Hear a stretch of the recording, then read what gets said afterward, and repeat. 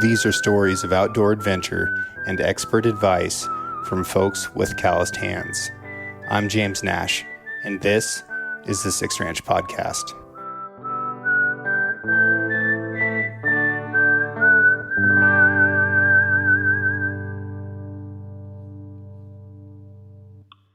Sitting here with John Appleton this morning. John is a veteran and small business owner of Alpine Archery and Fly in La Grande, Oregon. I've known John for like 11 years now, something like that. Sounds about right. And you've treated me and every other customer that I've seen come into your shop with the utmost in honesty. We have done a couple of these. I love doing podcasts with you because you shoot it straight every single time. You've been a nationally ranked target archer in a couple different disciplines. A lot of what comes in and out of your shop is hunting focused archery, but you also have club archery. You and your wife teach junior Olympic style archery. You do a lot for your community. You're what Americans should be. Well, thank you. I appreciate that. Especially the part about honesty, that's one thing I pride myself on, is giving people the best information I can. And in fact, like last Friday, I had a customer come in and he had his mind set on a certain bow, and we had it on the wall. And it was the color, everything that he wanted. And the bow didn't fit him. And I said, I can't in good conscience sell you this bow. We need to get you a different one. In what way did it not fit him? Was it its draw length? Draw length, yeah. Okay. It was at least an inch short for him. Okay. And thankfully, the bow was the Lift X 33. So it went to 31.5. The guy has got a 32.5 inch draw length. Okay. What we discovered. So thankfully Matthews has the Lift XD, so we were able to order that for him. Uh-huh. And we had one of those on the wall that he shot and liked it, thankfully. It was just the wrong color. So we were able to order one for him. But he had his mind set that the Lift X 33 was what he was coming in to buy. And so what color bow kills the most elk? The bloody one. Yeah. Aesthetics do matter, though. Coming out of the Marine Corps, I was pretty resistant to even acknowledging aesthetic value in anything. It's like function first, whatever works the best, like that's what you have to do. And if one color works better than another, then even if you don't particularly enjoy looking at it, you need to go with whatever's working better. What I've come to realize is that there's a comfort and confidence that comes with people enjoying the aesthetics of something that has a performance benefit. Right. And two factors there is, one, if somebody's this guy's spending $3,500 on the full bow setup. If you're spending that kind of money, you're going to get the thing that you want. Right? Sure. And that's just the way it is. The second part of it, and this is what I tell people when they're like, I can't decide between bows. And I'm like, I don't know which one I want. I'm like, pick the one that you want to shoot more. And if the color makes you stare at your bow and like, man, that's cool, you're going to want to shoot it more. Yeah. So if you want to shoot your bow more, you're going to be more proficient with it. So color matters to me in that perspective because you love your bow because it looks cool. Yeah. Sitting here right now, even though I've got thousands of shots through my bow, I couldn't tell you what color it is. Right. Yeah, I can tell you a lot else about it. Right.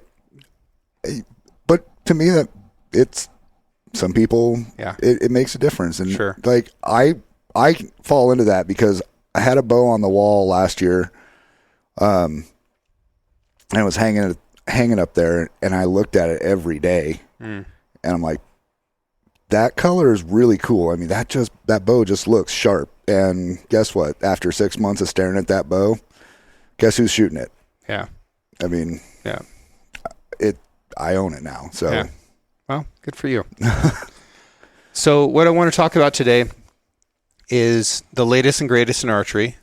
I also want to get into some shooting psychology, subject that's near and dear to my heart, and something that I also get met with an incredible amount of resistance to whenever I talk about it. People don't like to acknowledge that psychology is an important factor in shooting, and I think it's one of the biggest. So we'll get into all that. Let's start out with gear. So here in the year of our Lord 2025, what is some archery tackle that might make a meaningful difference or improvement? Okay, so one of the things that I can say about bows in the last few years is I really think performance bow-wise has been topped out in the sense of like speed and so on. While being able to make the bow shootable and comfortable to shoot, they've topped out what they can do with speed. Mm-hmm. So we need to kind of throw that out the window. But what the companies have done is made the bows much more user-friendly. Easier to do micro-tuning, easier for the end user to make the bow fit them the way they want to. So there's a lot of customization that takes place on the bow. Every company does it a different way.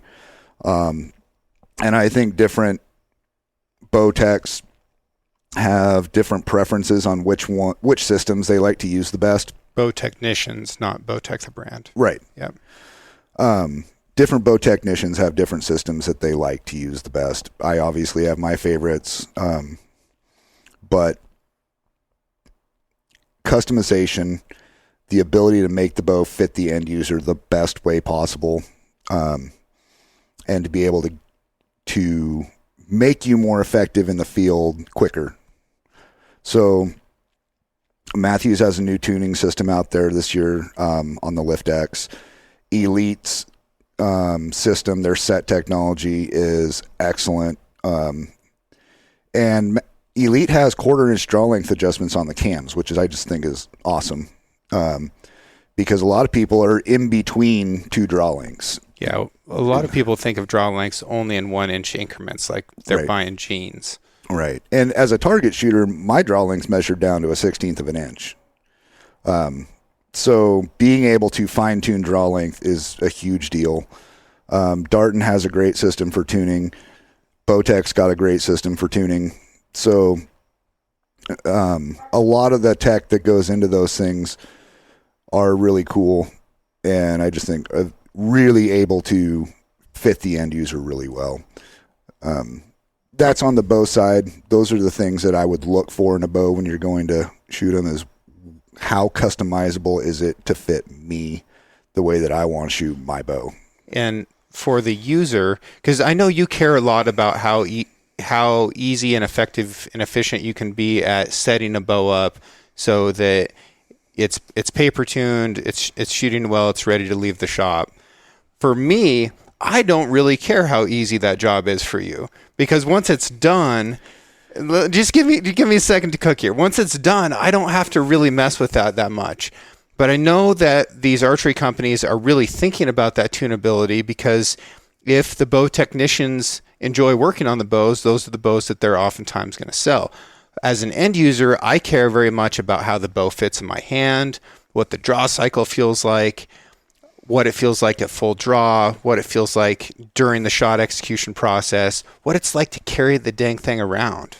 Okay, so let me say you have 3 bows that all fit the criteria you're looking for, okay? Okay. And you can't decide. I just picked the one in the middle. I can make decisions so fast, John. We have...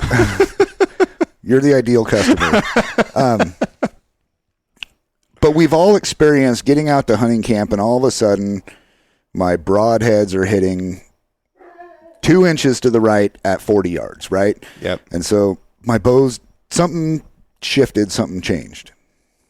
If you learn to use that equipment properly, in 3 minutes, you can have your broadheads hitting with your field points again. Mm-hmm. That's what I'm talking about for the end user. Okay.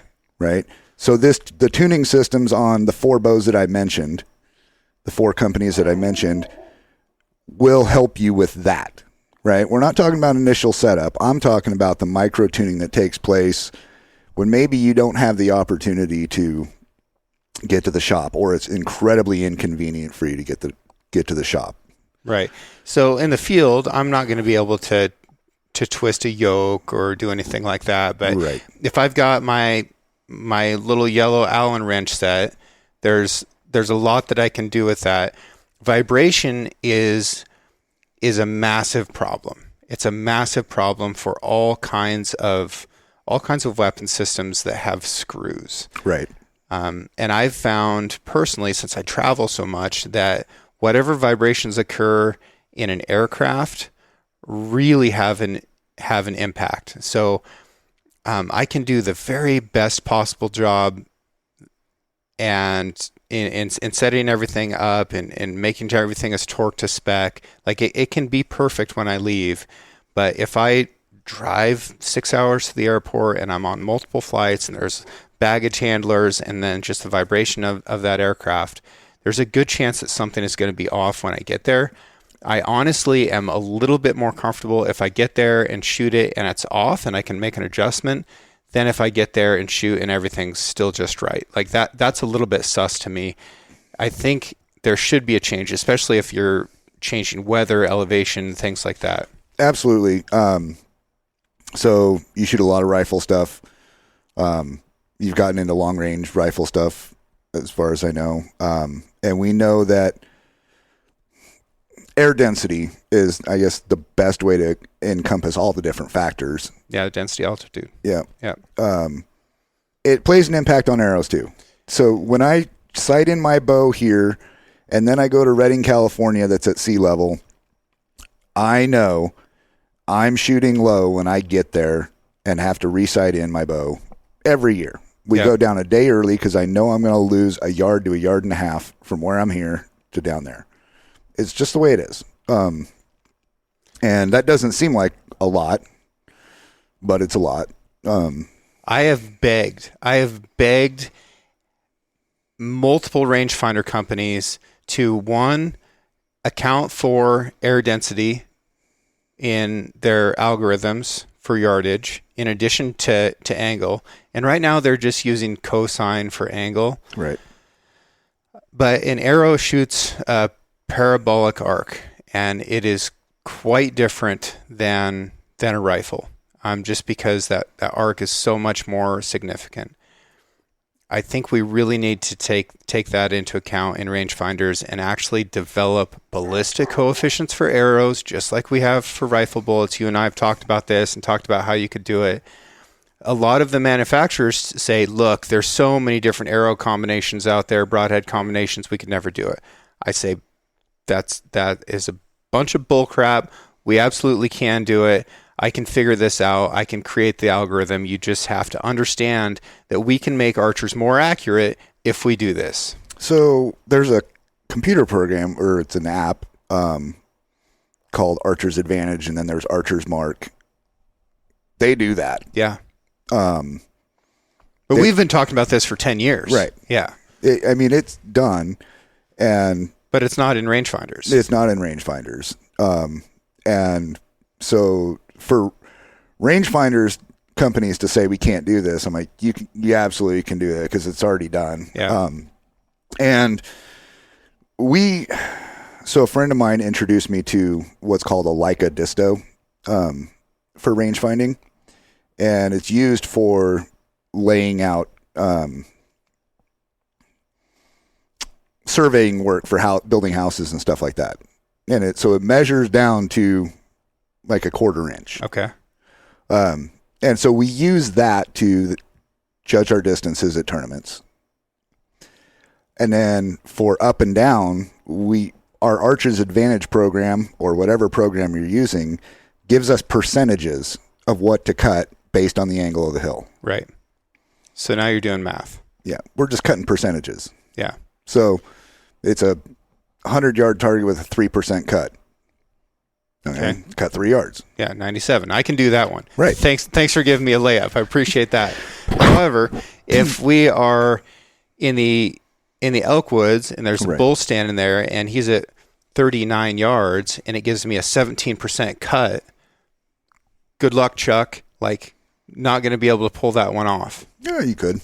I mean, you estimate. You're not going to get it perfect, but if I can get it roughly close, I can do it, right? Sure. I mean, put it on 35 and burn it. Exactly. Whatever. That's what you do. But what I'm saying is this is the 21st century and we're a quarter of the way through. I should be able to hit the button and this little genius rangefinder is going to use the power of AI and everything else. And it's just going to say, shoot him for 35. I 100% agree. I mean, and frankly, I think the rangefinder companies just don't see archers as a big enough market to do it. They don't think that they're accurate enough to deserve it. That's something that I've gotten the feedback on a lot. It's like, look, sure, we can make these marginal improvements, but can they really shoot well enough to notice a difference? And I say exploit every technical and tactical advantage possible. So if we can do better, do better. Right. And which archer isn't accurate enough to do it? So when Archer's Advantage came out, and this is to disprove the rangefinder companies, when Archer's Advantage came out, the guy who created it, Perry, sent it the beta test to a guy named Terry Ragsdale, who was one of the top professional archers in the world at the time. And he said, test this for me, tell me how it works out for you. And Terry sent him back to him a week later and said, your calculations are a half yard off at 100 yards. That's accurate enough. That's pretty accurate. Yeah. And was Terry right? Yeah. So it just needed some truthing out there in the real world. Yeah. And you need somebody who is accurate enough, right, to check it. Yeah. If the rangefinder companies don't believe that there's people accurate enough out there, then why are they sponsoring these guys? Because they are. Well, and that's target archers, right? They hunt. They hunt too, but I'm specifically talking about hunting where there's lives on the line, because that's what I care about. If somebody misses an X, the world's smallest violin playing the world's saddest song. If somebody makes that marginal difference, that if they'd had better information, then that would have cut an artery or that would have gotten underneath the spine, and instead of a wounded elk or a wounded deer or bighorn sheep or mountain goat or whatever else, we have an animal that dies swiftly and ethically, and they can preserve the meat and the experience. That's what I want. 100%. And even if you say, okay, there is an innate inaccuracy to archery compared to, say, precision rifle shooting, which is true. Okay, that's fine, but we don't want compounding errors. Right. And if you start out with information that could have been better and you add it to shooting that, is inherently somewhat inaccurate, then we've potentially made it worse. So let's just make the improvement. And that's enough of that, because I'll just go back and keep bugging these companies until I get my way. All right. Because I'm going to outlive them. So compounding errors brings me actually to a next product. Okay. So it's called the SOS system, and it's Stabilization Optimization System. Okay. And what it does, and we've all experienced that shot of adrenaline when you're shooting targets or you got the bull of a lifetime standing in front of you. Adrenaline comes, you get a little fast twitch jitter going on, right? Mm-hmm. You experienced it, I'm sure. Yep. This SOS system helps mitigate fast twitch in the bow. How? So skyscrapers have this technology in them to protect them from earthquakes, and it keeps the top and the bottom in line with one another, and it's the middle that moves. Okay. And essentially it's a spring system. Okay. So that technology was brought to this company. It's Archery. and they created this SOS system. And what they've done is they attach one end of this to the bow. Originally, it was for stabilizers, or you would attach it to a stabilizer, but they created one called the Hunter Elite, which is a much smaller version of it. And then they put a weight on it. And so attached by 4 springs. Okay. Okay. So as your bow moves, the bow's moving, the weight is trying to stay in the same place, and then so the springs keep bringing the bow back. Okay.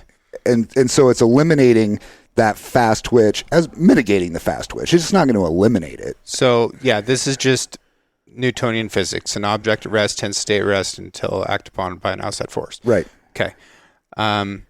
But once this spring is moving that weight back, wouldn't it have momentum to like carry you through the next twitch, or does it just work and cancels out? Well, so because the springs are there, you got the fixed point of the weight. Yep. And so what it's doing is constantly bringing you back to center. Okay. So it may carry you through a little bit, but it's making the movement smaller and bringing it back quicker. Okay. So your float should be much smaller, and the fast twitch movement should be mitigated. Does it work? It works. 100%. And then what type of increase in accuracy can Joe the archer expect? That depends on his level of shooting. But this will play into the next conversation where we talk about psychology of shooting. I think because you have smaller movement, because you're eliminating the fast twitch, your ability to execute will actually be better. So I think the better you are, the smaller of a difference it's going to make. Okay. But for the average shooter, I think their misses are going to be way smaller. Okay. So it goes back to cutting that artery, goes back to maybe hitting the heart instead of the liver. So if we can make misses smaller, because good shots are always good shots. I'm just trying to shoot better, and so they're trying to focus on the good shots, but archery is all about making misses smaller, right? That goes back to the other thing. Yeah. Good shots are good shots. If you do everything perfectly, the bow as a machine is going to do the same thing. Yeah. Okay. So we can mitigate bad execution by making the bow hold a little steadier. We can eliminate anxiety by making the bow hold a little steadier. You can make the person a little more comfortable by making the bow a little steadier. So all of those things are going to make a huge difference for the shooter. So if I can take a person's, let's say a shooter shoots a 4-inch group at 40 yards, and I can take that into a 3-inch group at 40 yards, what does that mean for you as a guide and your archer success rate? So this is a group that they're shooting on a target, obviously. Yep. As a guide, that means that I'll probably trust him a little bit more out to like 28, 29 yards in the field. Yeah. If I can give you a 25% increase in accuracy. Yeah. Yeah. That's pretty big. Yeah. I mean, accuracy, to be 100% honest with you, John, it doesn't even make the top 5 list of problems that contribute to wounding that I've found. Okay.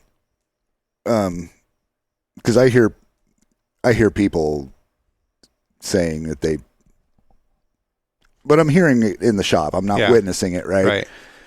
Right.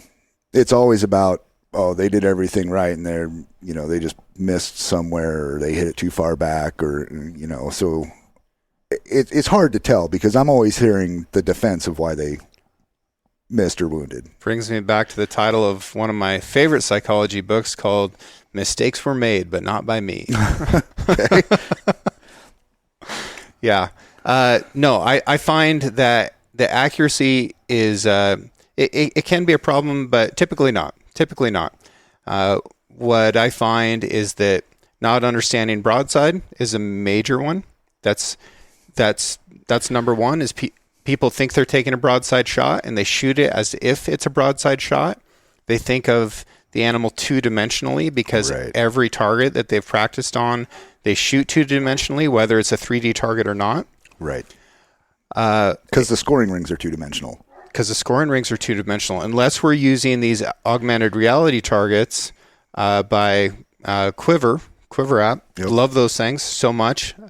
But unless it's that, then they're still thinking of it two-dimensionally. So if they don't understand that elk is quartering, whether it's two or away, they shoot it two-dimensionally, and then they don't send that arrow where it needs to go. So not understanding broadside is number one.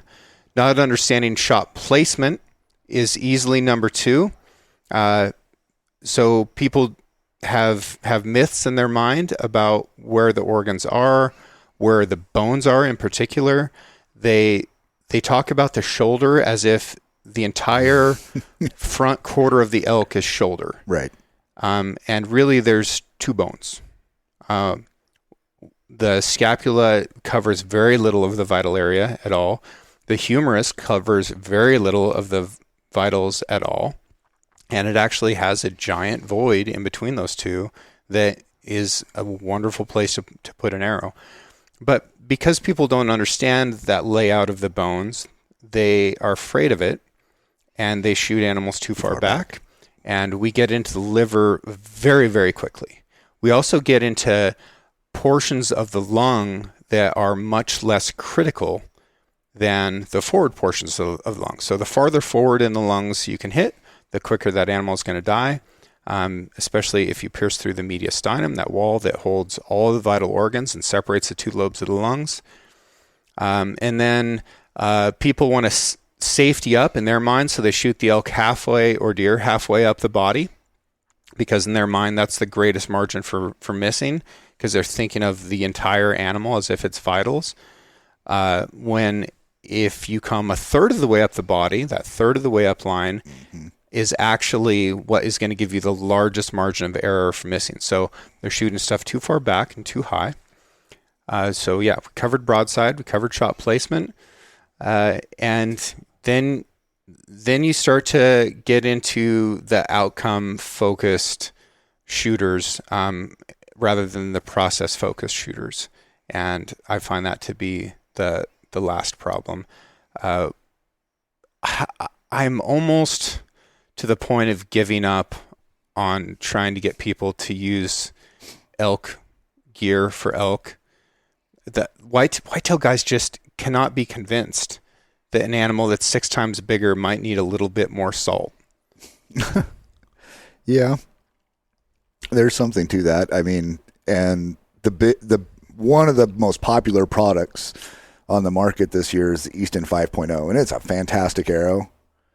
But when a 300 spine arrow at 29 inches with 125 grain point is sub 400 grains, it might be a little light for what we're trying to do here. But it's a hugely popular arrow. And it'll be a great arrow for deer. Yeah. It'll be a great arrow for turkeys. If you like hunting mule deer and antelope in the sagebrush in the wide open, that's your arrow. Like, that's phenomenal. And I think it's a perfect arrow for that job. I haven't gone quite as heavy of arrows as what I know you generally like, but my arrows are generally around 500 grains, which I just think is like the perfect medium place to be. My arrows have lost weight. I'm down to 525. Yeah. So those guides in Australia, changed your mind a little bit? A little bit. Although, Maddie told me, hey, I want you to shoot a 525 grain arrow. And I was like, damn, that's light.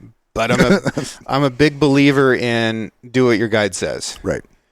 Because I desperately wish that that maybe some of my clients would listen to me a little bit more.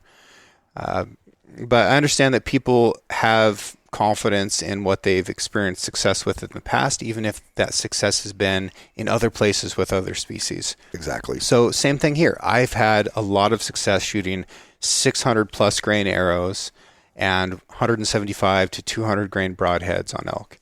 It's worked wonderfully for me. but I'm going to a different hemisphere, a different continent, shooting animals that I've never even seen in my life before. Right. If he tells me shoot 525, like I'm going to shoot 525. That said, we went and shot water buffalo. I got pass-throughs. Everything was great. Worked good. I had that bull dead in 30 yards. Shot him twice. Both arrows went through the top of his heart. Both arrows got pass-throughs. It was awesome. After the second shot, that bull took one step and fell on his face. And I have never seen anything like it. It was super cool.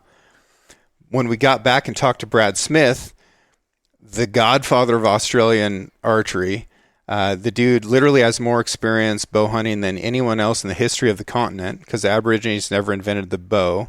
And Brad has hunted more than anyone else in Australia. So he's the living legend of archery. He's like, mate, would have went a little heavier for buffalo. And I was like, damn it, Matt. But it worked. Right. And I think that kind of proves my point, and your point earlier about shot placement and accuracy. Mm-hmm. You shoot an animal in the right spot with the proper placement, and you're not taking crazy shots or stupid shots, you're going to have success with just about anything. To a point. But also, Matthew's sponsored archer went down there with whitetail arrows, and he ended up shooting these poor buffalo like 7 freaking times, right. And it was an absolute disaster. Right. So here you have an incredibly competent archer who had faith in a system that was built for 120-pound light-skinned animals, right. And then went up against 900-pound, 1,000-pound Australian water buffalo, and it didn't work. It absolutely failed. And I've seen the same thing happen with elk. I've seen very, very good shots absolutely fail because it had a mechanical broadhead on it. And I just have zero tolerance for failure when an animal's life is on the line. Sure, 100%. I have a good friend who's he's 3 animals away from his second Super Slam. He pretty much told me he's never going to do it at this. He's not going to get the second one now because it's too expensive. Yeah. He goes, I can build the last time I asked him, he said, I can build an orphanage in Kenya for what it's going to cost me to do the next 3 hunts. Oh, yeah. So would rather, if I'm going to spend that money, I'd rather build an orphanage in Kenya. Yeah. And I was like, okay, well, good for you.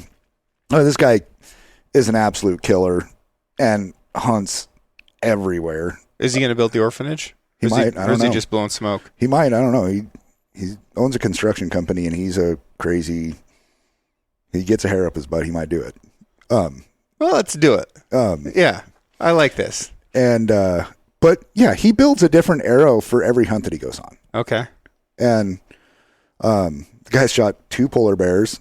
Yeah. And he had shoulder surgery right before his last polar bear hunt. And he could only pull 54 pounds. Well, guess what? His arrow was a little bit different at 54 pounds going on a polar bear hunt than what his arrow was when he was shooting 70 pounds on the first one that he went. So did he go heavier or lighter? He went heavier, but not, he did go heavier, and he upped the broadhead a little bit, but it was just different, you know? So I just want to get into that for just a second, because I think a lot of people would say, well, I'm only pulling 54 pounds.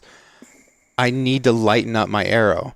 And the answer is to go the opposite direction. If you're drawing a shorter draw length or less draw weight, if you're going up against a big animal, I would rather see you go heavier and then limit your distance. Exactly. I mean, speed is a factor for me because a lot of times I don't have time to range. And so I do want to have some mitigation there. Mm-hmm. But if you're limited, so let's say it's a woman with a 25-inch draw length that's pulling 45 pounds. Mm-hmm. Okay.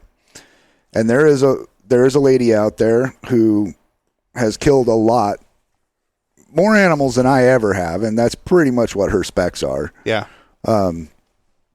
And she shoots a medium weight arrow, but her shot distances are limited. right? So I'm not going to shoot 50 yards on an elk at 45 pounds with a 25-inch draw with a 400 grain arrow. It's just not going to happen. I'm not going to shoot 50 yards at an elk under any circumstances unless that elk is already wounded. Right. And so that brings up another guy who's pretty famous, shot an elk some years ago at 100 yards. And I get people coming to the shop, well, this guy, I want to shoot like that. And I'm like, you ain't him. And I said, I don't actually have a problem with him doing that. I do have a problem with him putting it out on YouTube. Yeah. Because now every customer that comes in the store wants to do that. Right. And I'm like, you are not him. Yeah. You're not that guy. And they're like, what do you mean? I'm like, you are never going to shoot, and you should never shoot an animal at 100 yards, because guess what? You're having 4-inch groups at 20 yards. Yeah. Okay. This guy shoots 4-inch groups at 100 yards. Right. Okay. So if doing the math, if he's shooting at 100, you should shoot at 20, because that's what your group size is. Yeah. So yeah, I mean, I think people overestimate what they can shoot based on their target practice. And, you know, there's the old pie plate. I can shoot a pie plate at 50 yards, so I'm good to shoot elk at 50 yards. And I'm like, and then it goes down to shot placement and knowing where to shoot and where not to shoot. Because let's say you make a perfect shot with your pie plate, but you aim in the wrong spot. Well, you may not hit. Right. And let's say let's say the animal's facing to the left, you got a broadside shot, but you aim too far back where you might still hit him and kill him if you make a perfect shot or hit him to the left, but all of a sudden you got this 8-inch group, 8-inch pie plate, and you miss 4 inches to the right. Now you've got shot him. Yeah. So you know what I've started telling people to reference on for shot placement is as far as left and right, is the top of the hump of the shoulders. Okay. A lot of people talk about legs and they talk about the shoulder, right? Right. But as we previously discussed, shoulder is such a nebulous term, and it is a massive part of the animal. So you might be talking about, 20 inches of left and right that could all be considered shoulder. That's not refined enough. It's also exterior to the animal, whereas the hump is dead center middle line.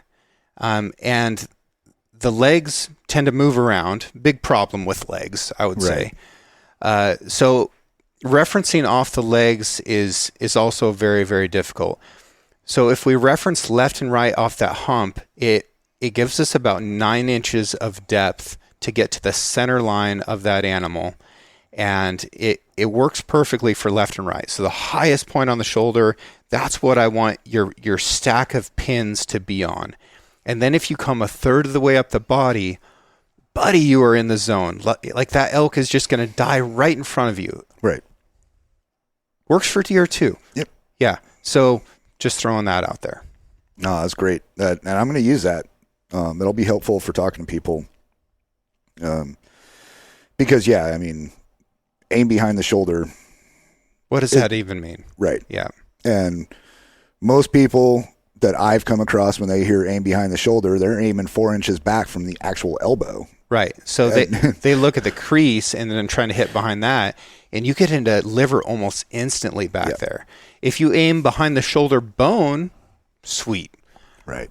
But if you don't know where that shoulder bone is, if you don't have that X-ray vision in your mind to be able to look at that animal and understand their anatomy, I mean, it's hard. And his leg forward, his leg back. Right. Which one?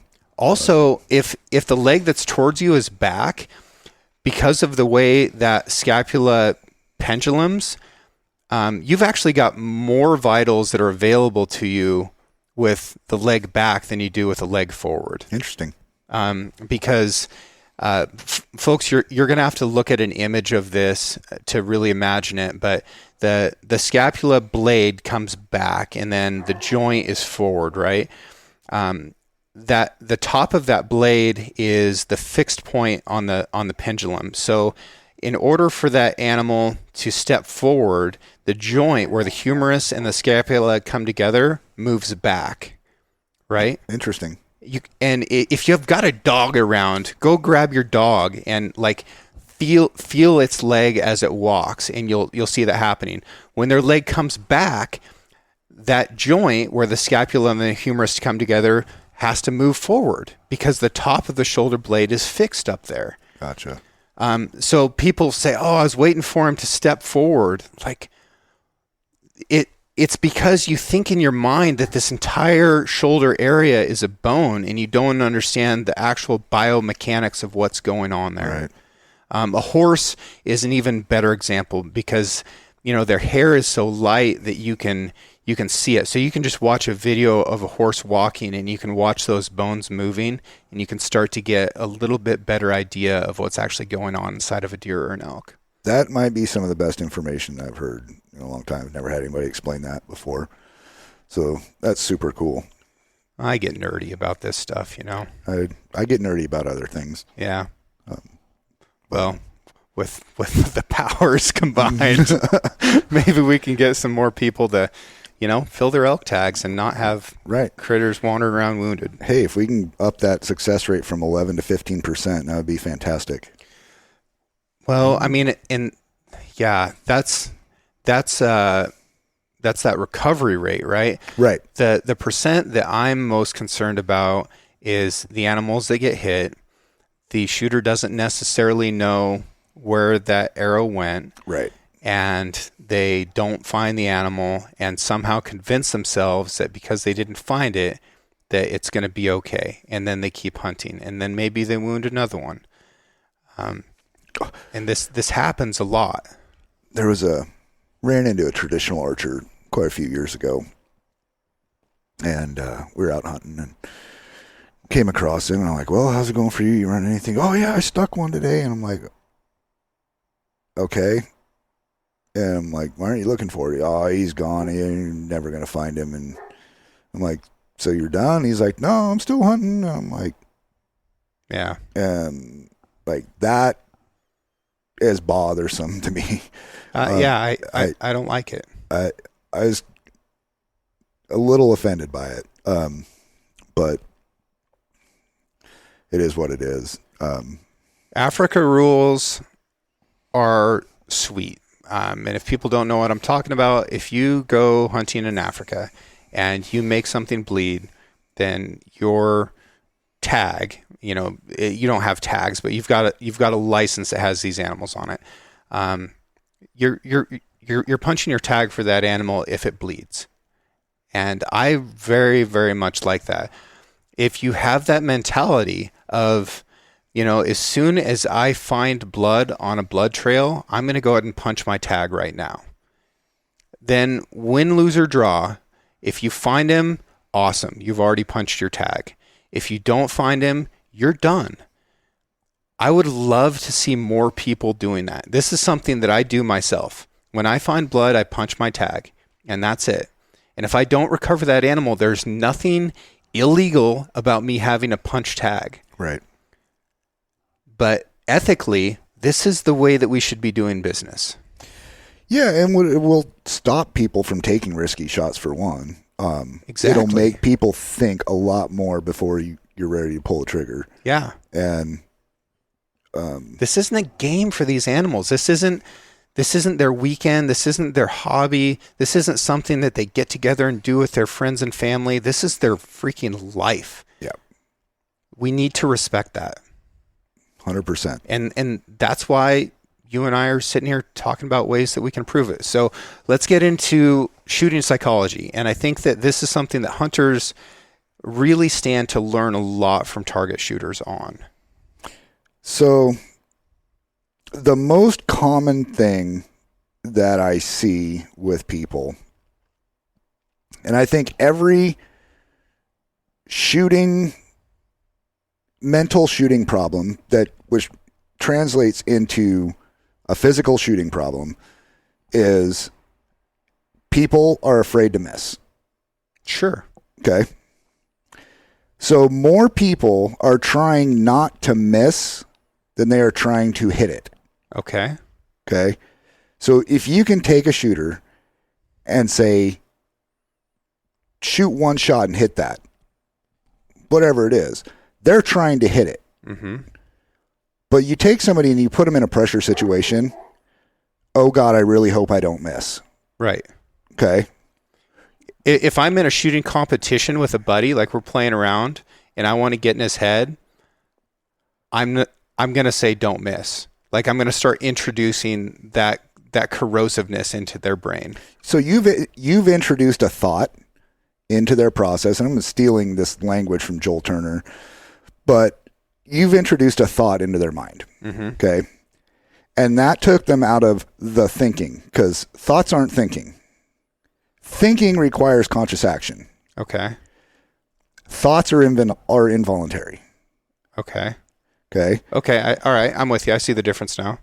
So, that person, if you're getting into their head, has let your voice be louder in his head than his own voice. Yep. So this is all stuff from Joel Turner. I'm using it as language that people might be a little more familiar with.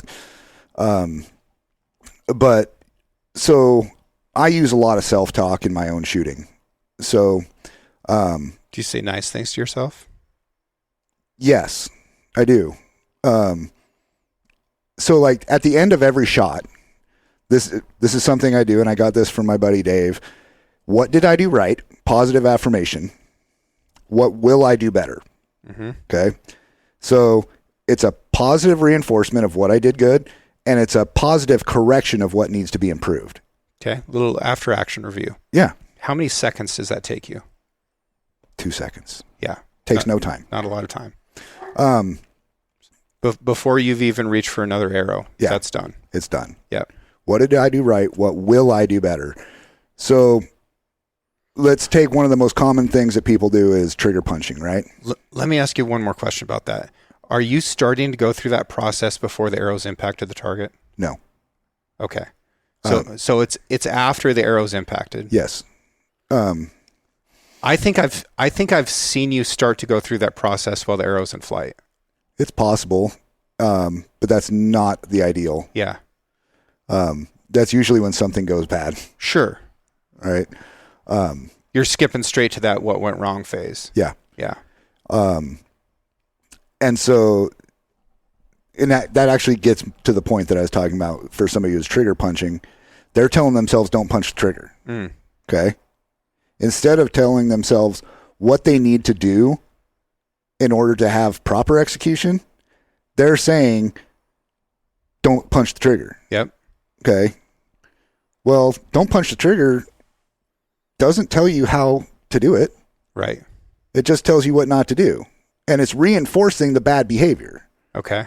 Right? So let's say you have a client come up to shoot at the ranch before hunting season, and you're inspecting, and he's punching. You don't tell him, don't punch the trigger. You tell him, wrap your finger around the trigger, continue to pull, squeeze. The biggest thing, for that thing, I'm telling somebody, just wrap your finger around the trigger. Wrap your finger around the trigger. Wrap your finger around the trigger, because they want to have that straight finger with just their fingertip on it. And I'm just like, wrap your finger around the trigger, because if you do that, you really have no idea when that shot's going to break. And there's a little bit of a surprise there. And they don't have to put any energy into doing it. All they have to do is just wrap their finger around the trigger. And furthermore, like which part of their finger? We're going to the second knuckle. Yeah, so I want to be in the crease or behind the crease of your finger. Yeah. Right? So I don't want to be on the fingertip. Because at that point, if you're on your fingertip, you're actually almost forced to punch. It's hard not to at that point, because it's just our biomechanics. Yeah. So we have to tell somebody, we have to get people to start self-talking to some degree, especially for the guy who it's not muscle memory for, who it's not second nature for them to do, right? There are certain parts of my shot that are just absolutely second nature. I don't ever have to think about them. Yeah, that's the the category that we call unconscious competence. Right. That's the muscle memory. That's the mastery phase of an aspect of anything. Within, whether I'm practicing, whether I'm shooting in a tournament, or even when I'm hunting, there's certain things that I actually have to tell myself every time I shoot. Push on the fat part, pull on the skinny part, make thing go bang, right? There are certain things that I have to tell myself in order to make that happen and hit where I want to, right? So, and then let's say within a tournament, so, shooting a field tournament, it's 140 arrows in a day, right?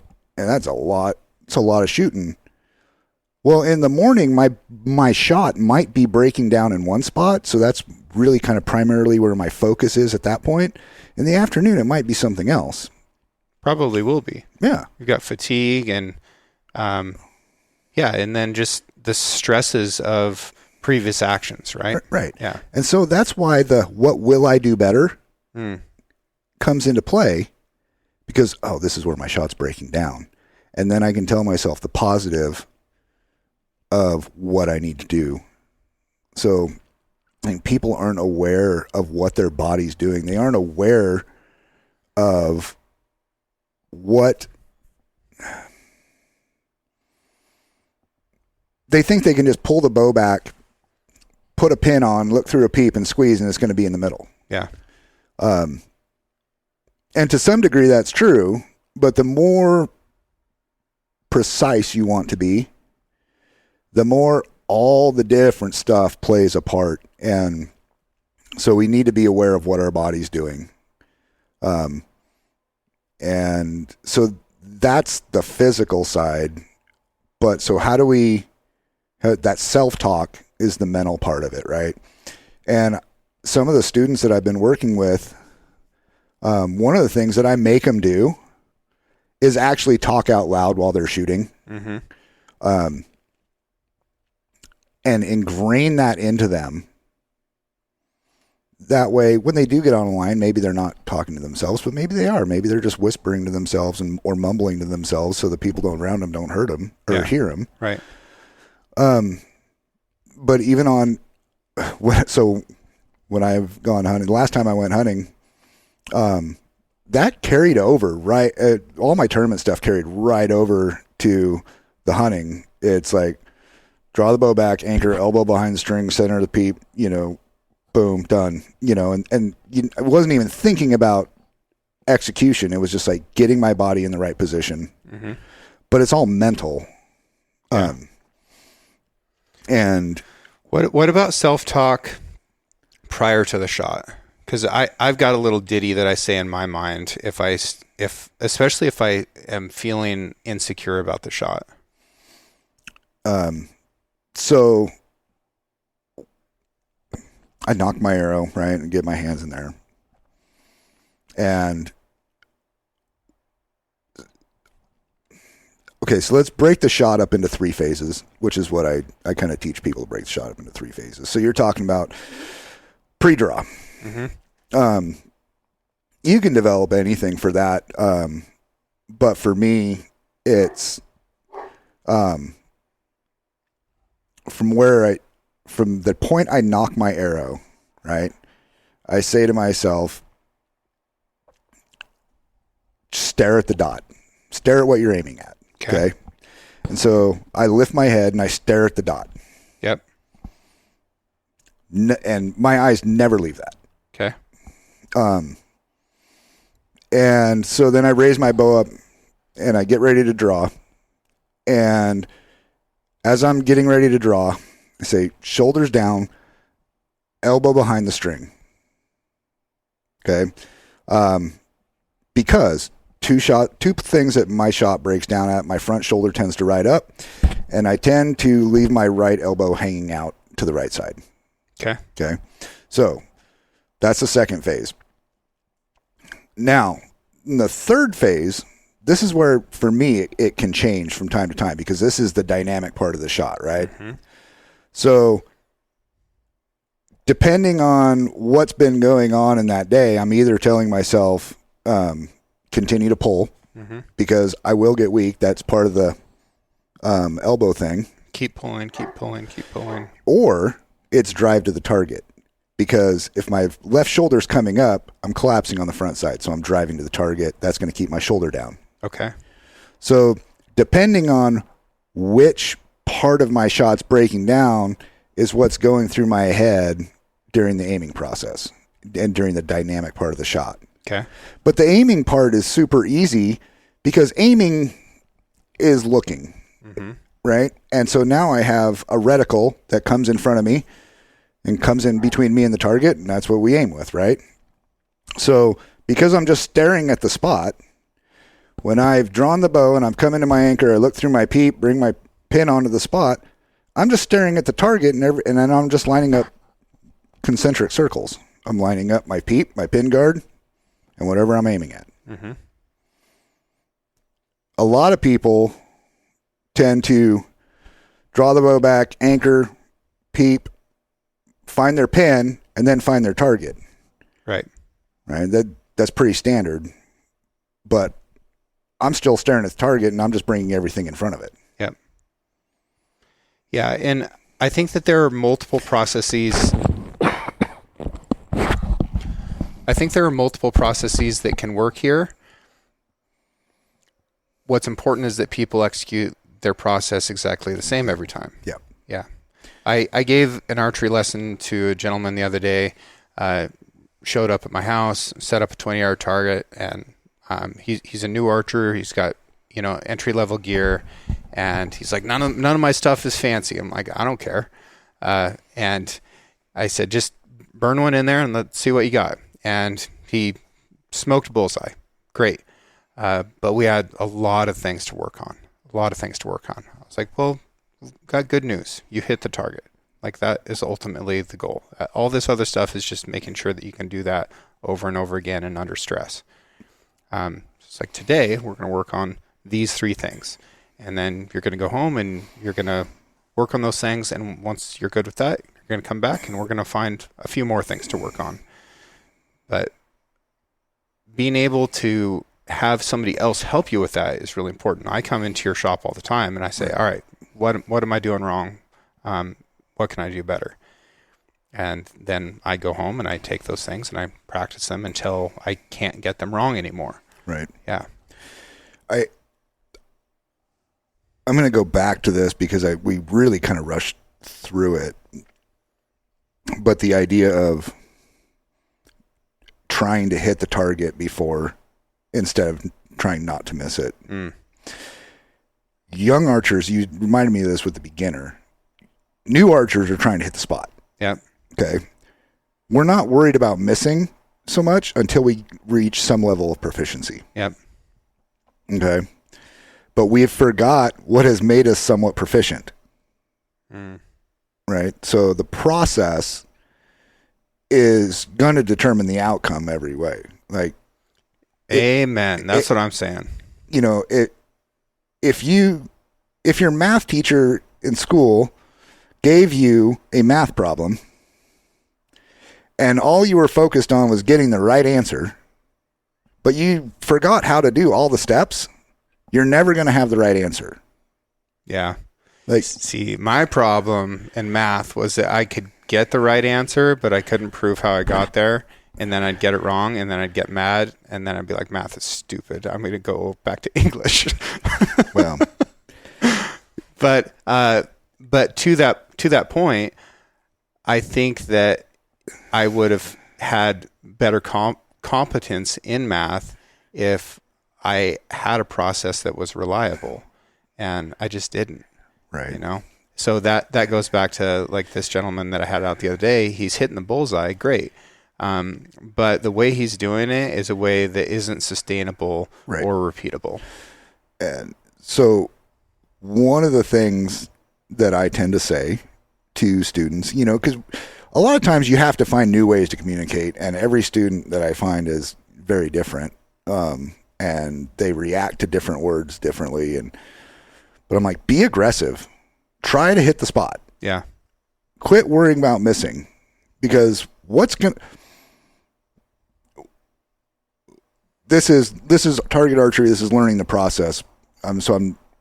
Eventually it'll translate into hunting, but I'm like, your life is not going to change if you miss. Nobody's going to love you less. Nobody's going to hate you if you miss. Okay. So try to hit the spot. Quit worrying about missing. Right. Okay. And what they see is, wow, I'm missing a lot less because I'm trying to hit the spot.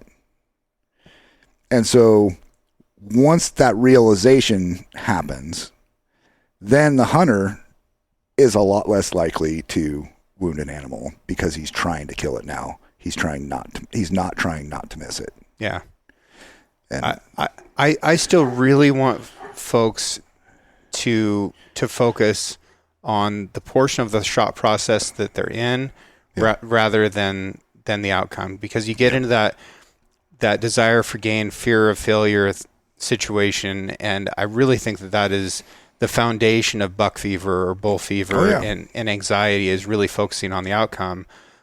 Whereas if you're standing there in the field and it's time to shoot, I want you to really focus on every piece of the shot process that you're on. So this is, stance, grip, knock, draw, anchor point, extending with your bow arm, pulling with your draw arm, settling the pin, squeezing through the shot, all of that stuff. Figure out your process and, say something nice to yourself beforehand. Like I say, in my head, I say, I'm a good shot. I have good equipment. I've made harder shots than this before. Right. And if I can remember to do that, man, lights out. Yeah. So I guess I'm talking about the language that I use with long-time students, Sure. right? Because if what I've tried to teach them is that if they are trying to hit the target, they're going to go through that process. Yeah. If they're trying not to miss, then that's a thought that's controlling their brain. Yeah. Right. So, but yeah, it all comes down to a process. Yeah. And so I try to leave a lot of the muscle memory stuff out of it. Like there are certain things that they just become second nature. Like how it is difficult for me to put my hand in a bow the wrong way. Like it feels just completely awkward to hold the bow the way certain people do. Right. I can't, and they think me teaching them how to do it is awkward because it's different. Can you pause that? Yeah. We'll just leave it running. Got a dog on the loose. Come here. All right, big dog.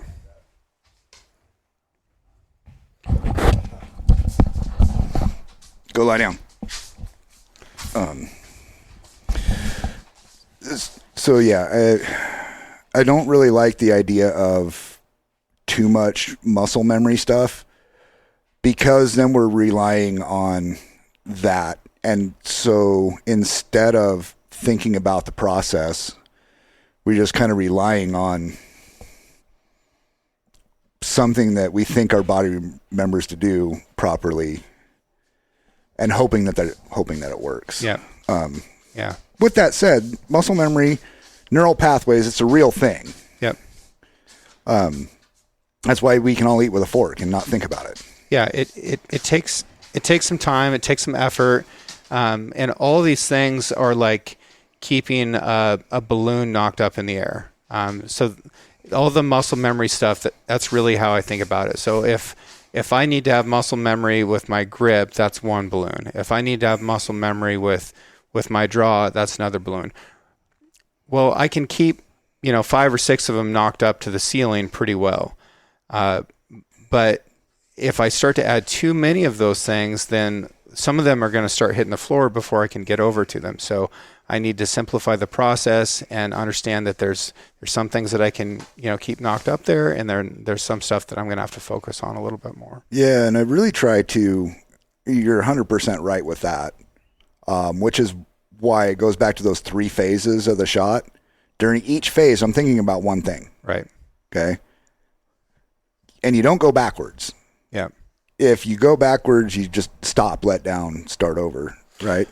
Let me talk about that for a second. With your experience in hunting and your experience with all of your customers who come back into the shop and talk to you, and let's talk about elk here specifically, Western elk hunting. How many times would you say a hunter draws on a bull versus draws and shoots? There are a lot of hunters, well, not a lot. There are a few hunters that I know. They draw back on every bull that they come across, even if they know they're not going to shoot it. Mm-hmm. Okay. And I think that's good. If they have the discipline to do that, I think that's great. I'm more so talking about like the opportunity to shoot doesn't arrive. So you have to let down.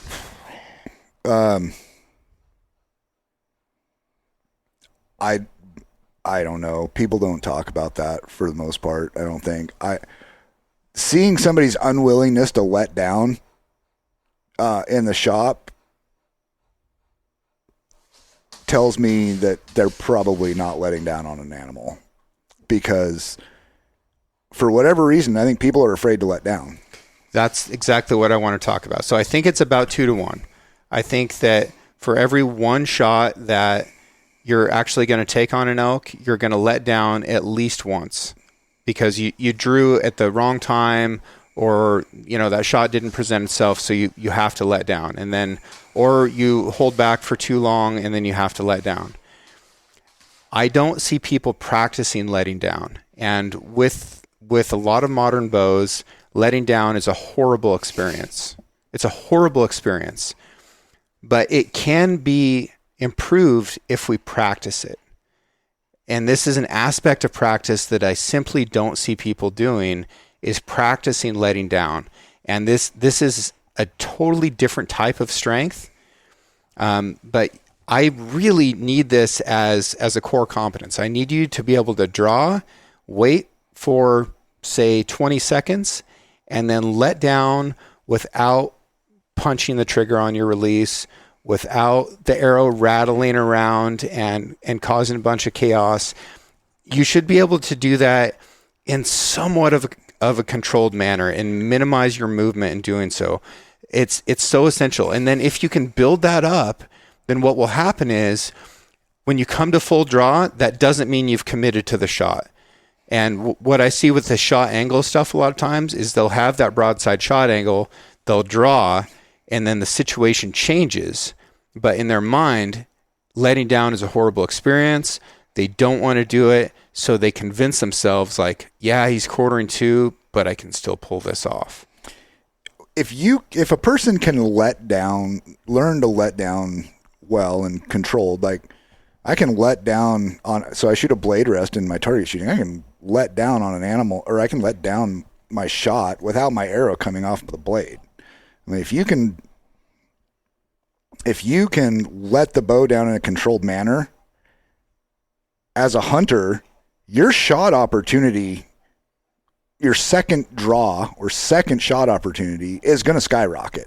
Yes, absolutely. If you're forced to let down and it's something you don't know how to do or can't control, then you're not getting a second shot on that animal, right? Because he's running.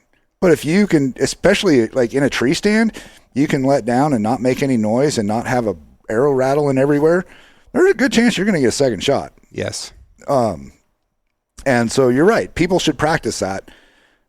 But people should also understand the fact that just because you drew your bow back doesn't mean you have to shoot it. Exactly. Like but that's the thing that goes back to thoughts are not thinking. You need to be in control of what you're doing. Committing to the draw is not committing to the shot. Yeah. Those are separate things. You shoot the bow doesn't shoot you. Mm-hmm. You're in control. It's your tool. Yeah. Use it how you want to use it. Don't let it control you. Okay. Parting piece of advice. The one thing you wish that every bow hunter or target archer knew whether that is something to do with how to conduct themselves in a shop, how to conduct themselves on a range, in the woods, scoping gear. Like what's the one piece of advice that you want to leave people with?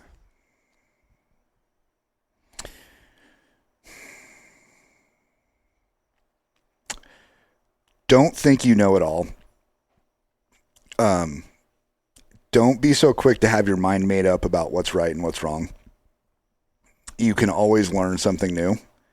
I'm constantly learning new things and refining my own beliefs about what's correct and what's not.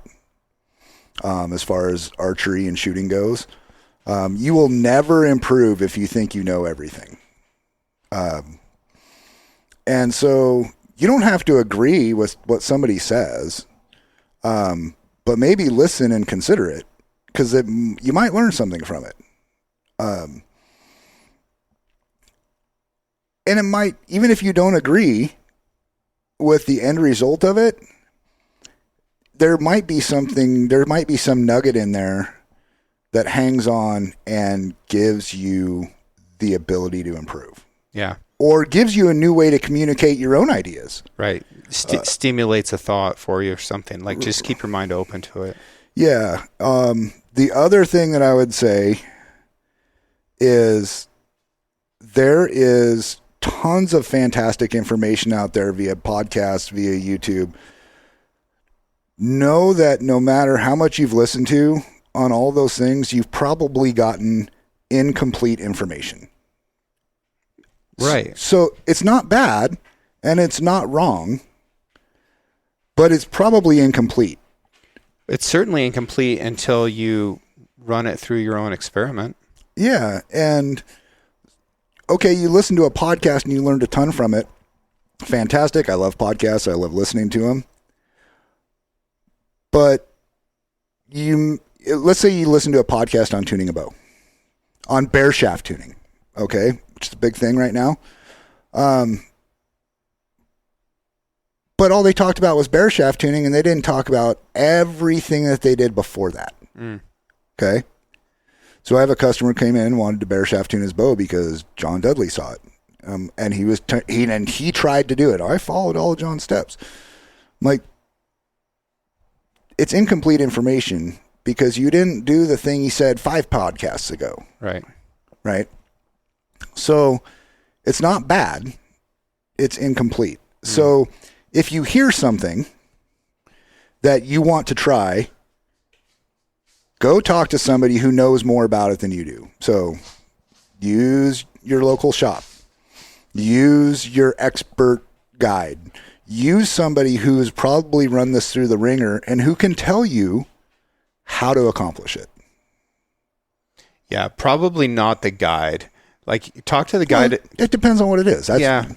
I would say, talk to the guide about what kind of gear works in the situation that they're going to be hunting in. But please just go to the shop to have you and your bow get worked on. Right. And I mean, yeah, I'm not asking you. I'm not saying have your guide work on your bow.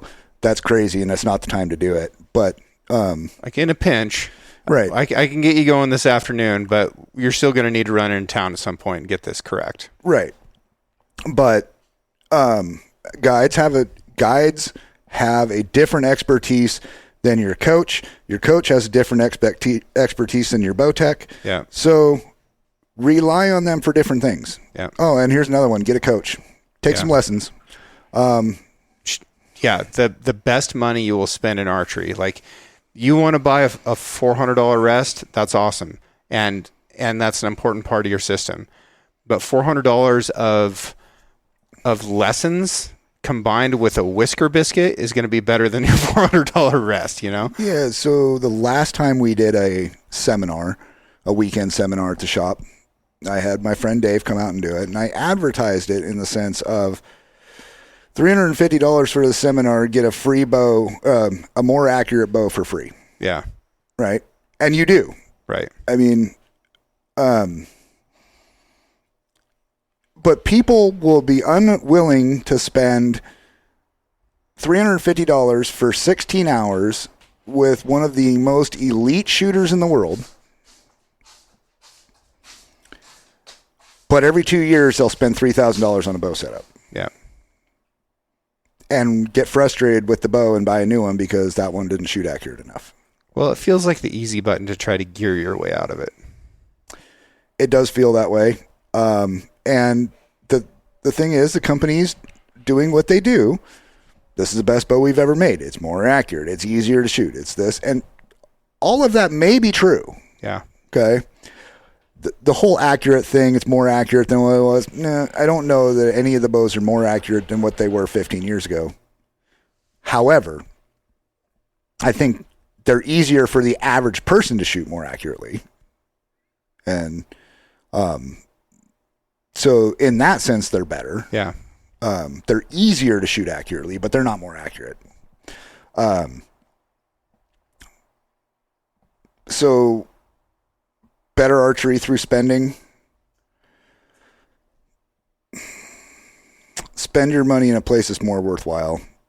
Get some lessons. It's tremendously helpful. Yeah. That's my parting advice.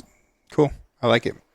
Where can people come find you for coaching, for bow tuning, for gear, for brutal honesty about the ways that they could be living better?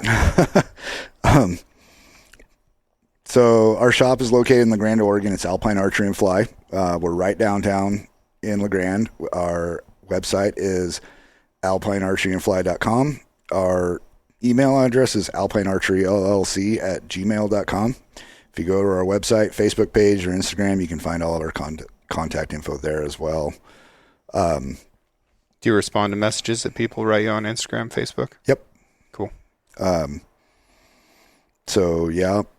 You can call the shop. You can find our number on our Facebook or website, either way. And I mean, even if you just want to call and pick my brain, if I'm not busy, I will be more than happy to answer all of your questions as best as I can. And if you are busy, you'll tell them. Yeah. Yeah. I mean, calling me in July and August and just wanting to chit chat and pick my brain, probably not the best time. The rest of the year, there's a good chance you'll catch me at a good time. Yeah. July and August and September, not really the time to chit chat. And if you're waiting to chit chat about gear in July and August, I'm probably going to tell you it's the wrong time of year to be doing that and just shoot what you got. Which is why we're talking about it in June. Yeah. I would say I had a good customer come in 2 days ago, and he buys a bow every 2 to 3 years, which is fine. That's good. That's a good customer.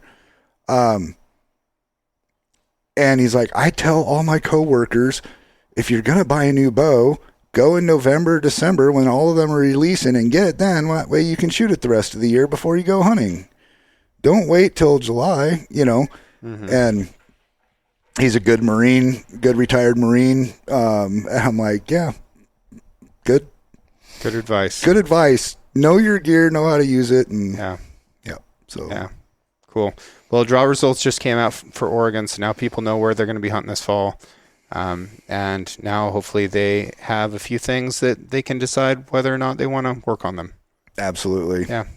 Thank you for your time, John. As always, you're an absolute wealth of knowledge, and I put the highest level of value on your opinions. I appreciate that, James. Yeah. Thanks for having me on. Cheers. Cheers. Thank you to everyone who has taken the time out of their busy lives to write a review for the show and share it with their friends. I'm extremely proud of how intelligent, engaged, and adventurous this audience is. Original music for the Six Ranch podcast is written and performed by Justin Hay. Art for the Six Ranch podcast was created by John Chatelain and digitized by Celia Harlander. Thanks for listening, and we'll see you again next week.